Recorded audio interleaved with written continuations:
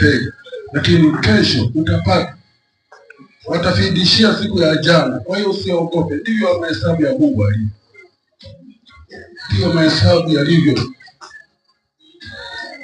Siku moja alinibeba daladala moja, akasema leo sijapata mteja kabisa. Nikamwambia kwa sababu nilibeba, maana alikuwa hajaokoka. Nikamwambia napata wateja.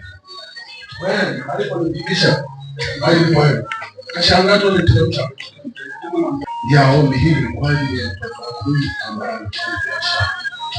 Mungu kaweke mkono wako kwenye biashara yake, ili vitisho vya shetani vinavyokuja mbele yake kupitia biashara asiwe na hofu, akuamini tu na kwamba hutakawacha, utaendelea kufanya jambo la kufundisha. Baba ataendelea kufanikiwa na ataendelea kupata biashara ile kwa kweli na njema zake. Asante kwa sababu Mungu utaonekana, Mungu utakuwa pamoja naye katika jina la Yesu. Vitisho vya shetani havitafanikiwa katika biashara yake, baada yake mkono wako Mungu utakuwa pamoja naye kwa jina la Yesu Kristo wa Nazareti. Njoni mtumwa wako Baba, wewe unayeona kazi anayoifanya sasa, biashara aliyonayo, kwa jina la Yesu kaweke mkono wako Bwana.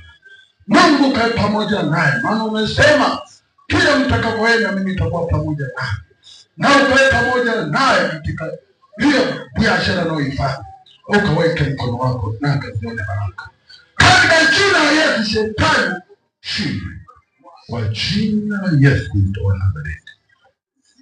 Mungu mfungulie milango mtoto wako katika biashara unayofanya, mkono wako Mungu kamwinue na kubariki katika jina la Yesu. Baraka zako ziko pamoja naye.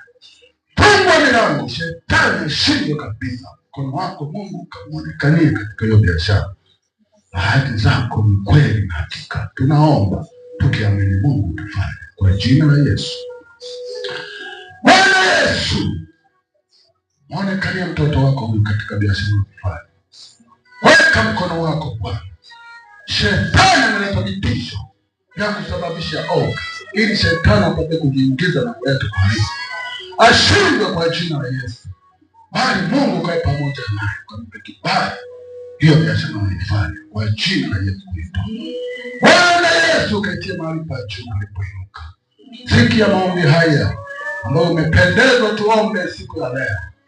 Wewe upo kwa wale wanaokubali na kutii kuwafanyia yale ambayo Mungu anataka yafanyike.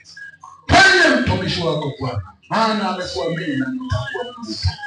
Mungu katende, nami naomba kwa imani,